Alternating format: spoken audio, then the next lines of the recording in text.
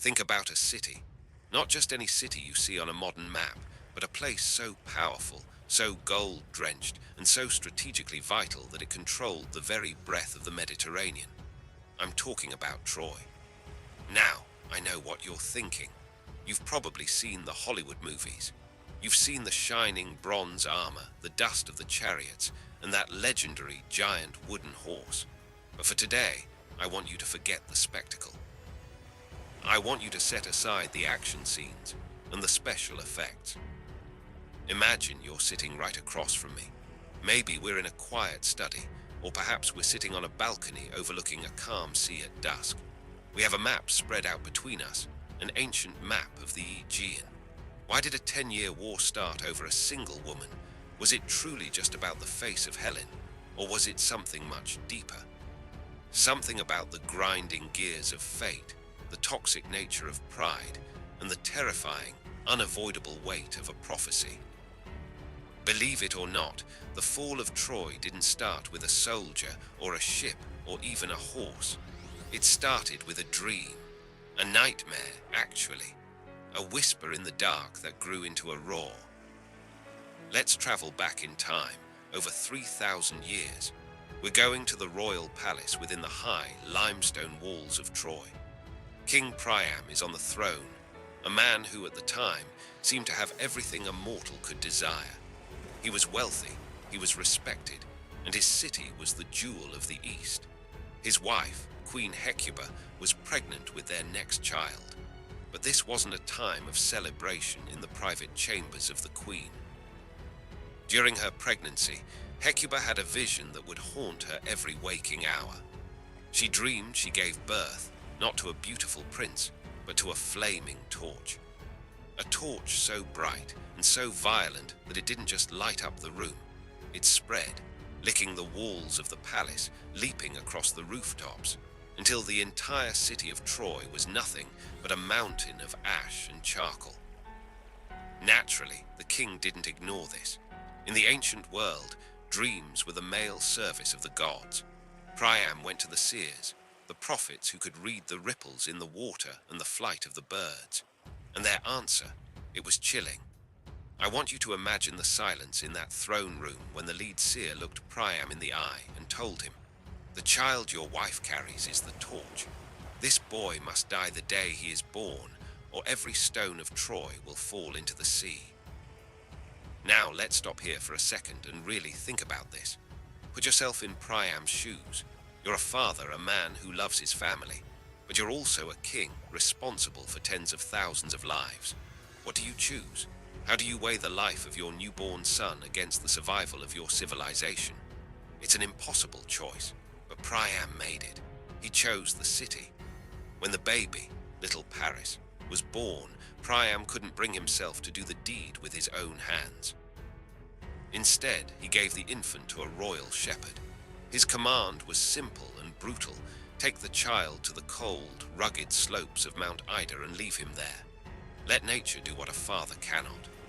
Priam walked away that day believing he had cheated fate. He thought he had extinguished the torch before it could ever catch fire. But fate, as we are going to learn throughout this series, has a very dark, very patient sense of humor.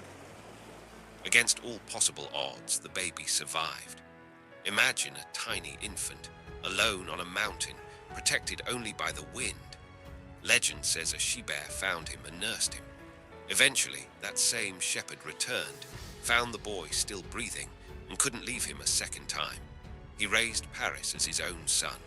Far away from the golden halls of his true home, far away from the silk robes and the marble floors, Paris grew up as a simple shepherd. He was a beautiful young man, strikingly beautiful, in fact, but he was entirely unaware that his every breath was a silent countdown for his kingdom. He spent his days watching sheep, playing the flute, and living a life of peace, while the gods above were already weaving the tapestry of his destruction. While Paris was living his quiet life on the mountain, completely oblivious to his royal blood, the halls of Mount Olympus were buzzing with a different kind of energy. You see, the gods were getting bored. And if there is one thing you should know about Greek mythology, It's that a bored god is a dangerous thing for a mortal. It all started at a wedding, the wedding of Peleus and Thetis. It was the event of the century. Everyone who was anyone was invited. Every god, every goddess, every minor deity, except for one, Eris. Eris was the goddess of discord.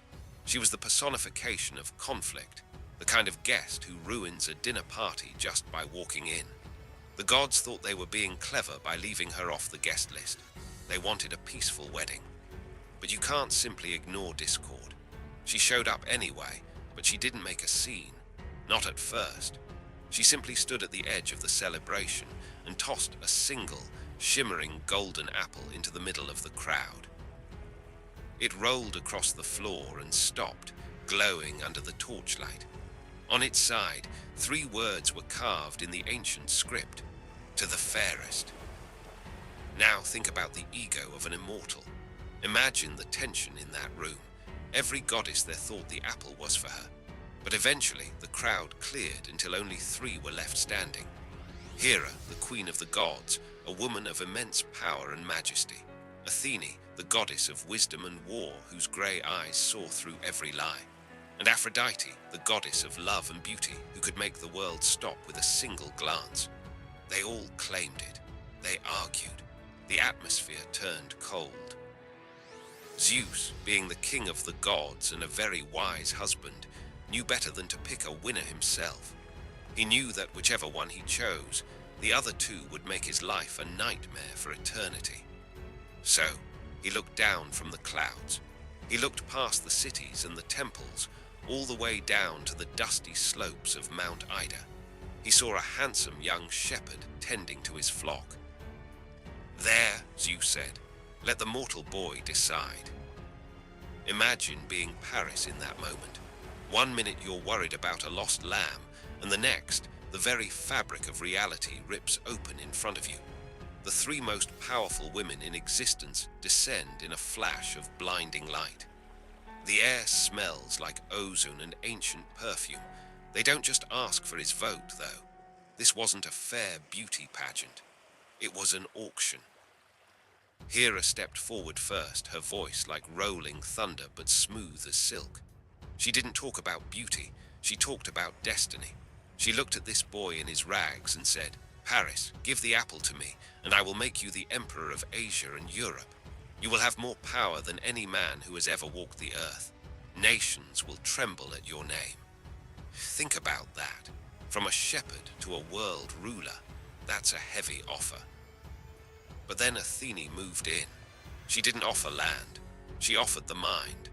She promised him that he would be the greatest tactical genius in history. He would never lose a battle.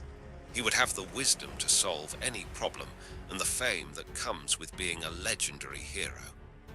To a young man, the idea of being invincible is almost better than being a king.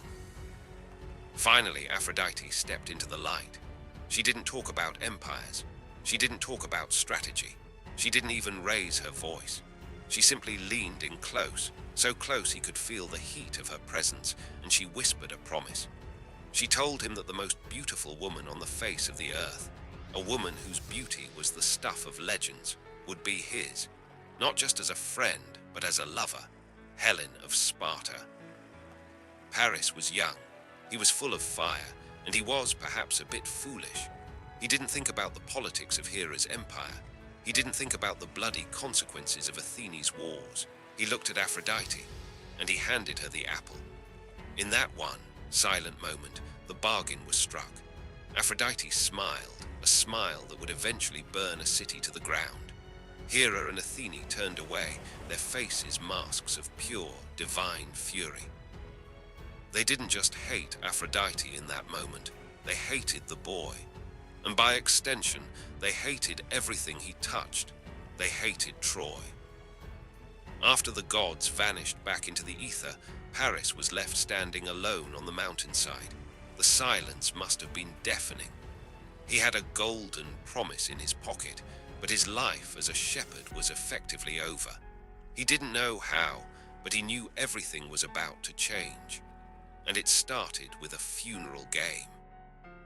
Back in the city of Troy, King Priam, still unaware that his son was alive, was holding a great athletic competition in honor of the dead prince. It's one of those ironies of history, isn't it? A father mourning a son who is just a few miles away, tending to sheep. Paris decided to enter the games. Maybe it was Aphrodite's influence, or maybe it was just the restless heart of a boy who knew he was meant for more than the dirt. Against the finest athletes and the most noble princes of Troy, this unknown shepherd began to win. He didn't just win, he dominated. He moved with a grace that wasn't learned in a gymnasium, but on the rugged slopes of the mountains. Priam's other sons, especially the mighty Hector, who we will talk a lot about later, were furious. Who was this peasant embarrassing the royals? Just as the tension reached a breaking point, the truth came out. The old shepherd confessed. The marks on the boy's body were recognized. The torch had returned. Now you'd think the king would remember the prophecy. You'd think he would remember the dream of the flaming city. But he was a father first. He looked at his beautiful, long-lost son, and his heart simply melted. He ignored the seers. He ignored the warnings. He welcomed Paris back with robes of silk and a seat at the royal table. It's a human mistake, isn't it? We often choose the love we can see over the danger we are told is coming. But Paris hadn't forgotten Aphrodite's bribe. He was a prince now, with ships and sailors at his command. He convinced his father to let him lead a diplomatic mission to the Greek mainland, specifically to the city of Sparta. Think about that voyage. Imagine Paris standing at the prow of a Trojan ship, the wind catching his hair, looking out over the deep blue of the Aegean. He wasn't going for peace. He wasn't going for trade. He was going to claim a woman he had never met, but who had been promised to him by a goddess. When the Trojan ships pulled into the harbor of Sparta, they were greeted with Xenia. That's an ancient Greek word you should remember. It means divine hospitality. To the Greeks, a guest was sacred. King Menelaus of Sparta opened his doors to Paris. He gave him food, he gave him wine, and he gave him a place to sleep. And it was there, in the flickering light of the torches in the great hall, that Paris first saw her. Helen. The poets say her beauty wasn't just physical, it was like a force of nature. Looking at her was like looking directly at the sun. And Menelaus, the trusting host, had to leave. A family emergency called him away to Crete, and he left his guest, Paris, alone with his wife. It was the ultimate test of honor. And as we know, Paris was never a man to put honor above desire. Under the cover of a moonless night, the plan was set. Did Helen go willingly? Did she fall under Aphrodite's spell? Or did she simply see a way out of a dull marriage with a young, handsome prince? We'll never know for sure. But as the sun began to rise over the Spartan coast, Menelaus's palace was quiet. The queen's chambers were empty. The Trojan ships were already miles away, cutting through the waves, heading back toward the high walls of Troy. Paris was smiling. He had his prize. But back in Sparta, the silence was about to be broken by a scream of rage that would echo for 1,000 years. Imagine the silence in Sparta when King Menelaus returned. He walked into his home, a place that should have been his sanctuary, and found it hollow. His guest was gone, his wife was gone, and his honor, it was lying in pieces on the floor. In the ancient world, this wasn't just a domestic dispute. This was an international crisis. Paris hadn't just stolen a woman, he had violated the most sacred law of the gods, the law of hospitality. Menelaus didn't just sit there and weep. He went straight to his brother, Agamemnon. Now, if Menelaus was the heart of the Greek cause, Agamemnon was the iron fist. He was the king of Mycenae, the most powerful ruler in Greece, and a man who had been looking for an excuse to expand his empire toward the east for a long time. When he heard what the Trojan prince had done, he didn't just see an insult, he saw an opportunity. "We are going to war," Agamemnon declared. But he couldn't do it alone. He sent out messengers across the rocky islands and the mountain kingdoms of Greece. He called in every favor, every old oath, and every alliance. This is the moment in history that poets call the face that launched 1,000 ships. Think about the scale of this. 1,000 ships. The horizon was literally black with sails. Every great hero you've ever heard of began to sharpen their spears. There was Ajax, a mountain of a man who could hold a line by himself. There was Diomedes, fearless and fast. And of course, there was Odysseus, the clever one, the man of many ways, who actually tried to pretend he was insane just to avoid leaving his wife and newborn son. He sowed his fields with salt, acting mad, until they put his baby in front of the plough. Only then did he stop. Even the smartest man in Greece couldn't escape the gravity of this war. But there was one more, the most important one, Achilles. You can't tell the story of Troy without the man who was more god than human. His mother, the sea goddess Thetis, knew the prophecy. If her son went to Troy, he would win immortal fame, but he would never, ever come home. She tried to hide him. She dressed him as a girl and hid him among the daughters of a distant king. But Odysseus, ever the trickster, placed a pile of jewelry and a single, beautiful sword in front of the girls. While the princesses reached for the gold, one girl reached for the blade. The disguise was over. Achilles was in. The Greek army gathered at the port of Aulis. Thousands of men, horses, supplies, and a burning desire for revenge. But the gods weren't done playing with them yet. The winds stopped. The sea became like glass. For weeks the ships sat still. The soldiers began to starve. The tension was unbearable. Agamemnon was told that the only way to get the winds to blow again was to make a sacrifice so terrible, it's still painful to talk about today. He had to sacrifice his own daughter, Iphigenia. Again, we see that recurring theme, the cost of power versus the love of family. Agamemnon, like Priam before him, chose power. The sacrifice was made. The winds began to howl. The sails filled with air. And the greatest armada the world had ever seen began its slow, inevitable crawl across the sea toward the high, white walls of Troy. The war wasn't just coming, it was already there.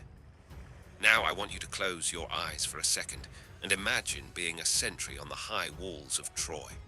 For years, you've looked out over the Aegean Sea and seen nothing but the blue horizon and the occasional merchant ship. It was peaceful. But then, one morning, the horizon begins to change. It's not blue anymore. It's a forest of masts. 1,000 ships, their prows carved like monsters and gods, cutting through the waves. The sound of 10,000 oars hitting the water in unison must have sounded like the heartbeat of a giant. The Greeks had arrived. But here's the thing about ancient war. It's not just about landing. It's about who has the courage to be first. There was another prophecy, you see. The gods had whispered that the first Greek to touch Trojan soil would be the first to die. Imagine that armada sitting just offshore, thousands of warriors, the greatest heroes of the age, and yet, silence. Nobody wanted to move. Nobody wanted to be the first. Until Protselaus. He was a young king, full of fire, and he realized that if no one jumped, the war would end before it began. He leaped from his ship, his bronze sandals hitting the sand. And in that exact moment, a Trojan spear, thrown by the great Prince Hector himself, found its mark. Protselaus fell before he could even draw his sword. The prophecy was fulfilled. The ice was broken. And then the sky went dark. Thousands of Greeks followed him, pouring out of the ships like a tidal wave of bronze. The Trojans rushed down from the city gates to meet them. Imagine the noise, the clashing of shields, the screaming of horses, the smell of salt and blood mixing in the air. This wasn't a clean, organized battle. It was a desperate, chaotic struggle for the beach. But the Trojans were pushed back.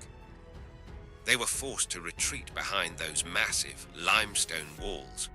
walls that were said to have been built by the gods Apollo and Poseidon themselves, walls that had never been breached. The Greeks set up their camp. They dragged their ships onto the sand and built a city of tents and wood right there on the shore. And this is where the story takes a turn that most people forget. Everyone thinks the Trojan War was 10 years of non-stop fighting under the walls. But in reality, it was a siege. It was a long, grinding stalemate. For 9 years, the Greeks raided the surrounding towns. They took supplies, they took gold, and they took captives. They were trying to starve Troy out, but the city was too well provisioned. The gates remained shut. Inside, the Trojans were safe but trapped. Outside, the Greeks were powerful but frustrated. Imagine the tension in the Greek camp. 9 years away from your wife, your children, your home. Tempers were fraying. The heroes were arguing.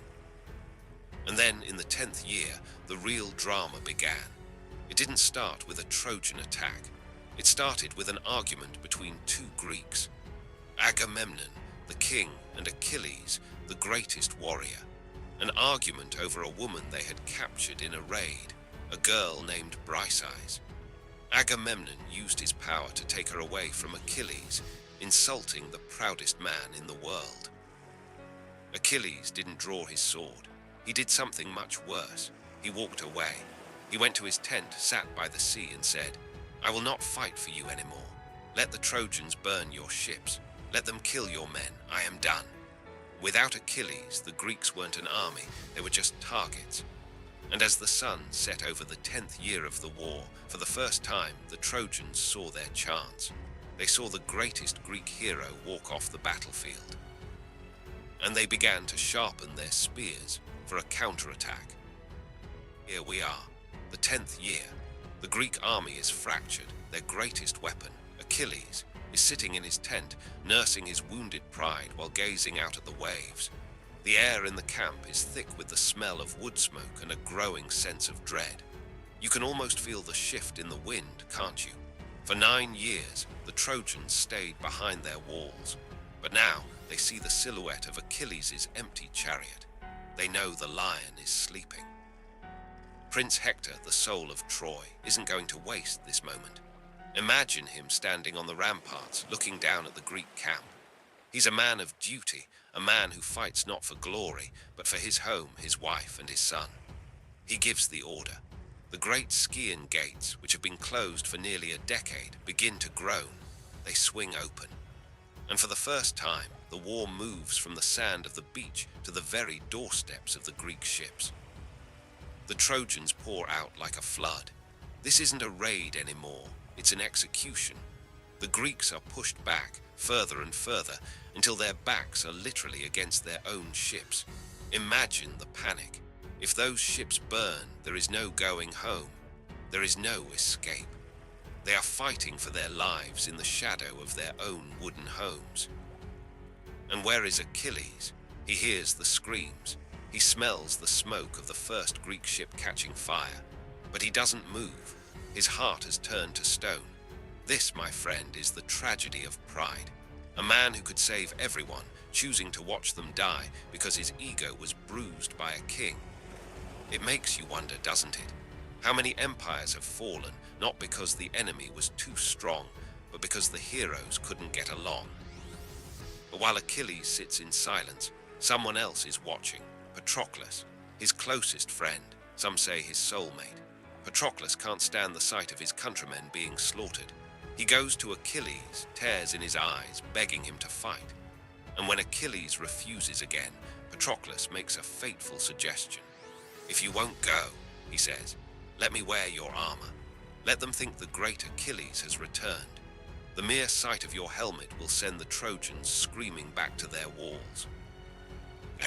Achilles agrees, but he gives a warning. "Drive them back from the ships, Patroclus, but do not, under any circumstances, chase them to the city. Do not try to be a hero." But we know how these stories go. In the heat of battle, with the blood pumping and the gods whispering in your ear, warnings are easily forgotten. As we close this first chapter of our journey, I want you to picture Patroclus fastening that famous bronze armor. The breastplate is heavy. The helmet hides his face. To the world, he is Achilles. He is the hope of Greece. He steps out of the tent, and a roar goes up from the Greek lines that shakes the very foundations of Troy. The tide is turning. But at what cost? In our next session, we're going to witness the most famous duel in history. We'll see the fury of a man who has lost everything, and we'll watch as the walls of Troy finally begin to tremble. But for now, the sun is setting over the Aegean. The fires are burning on the beach, and the fate of two civilizations is hanging by a single golden thread. Take a moment to think about that. The choices we make, the pride we hold on to, and the people we love. It all matters.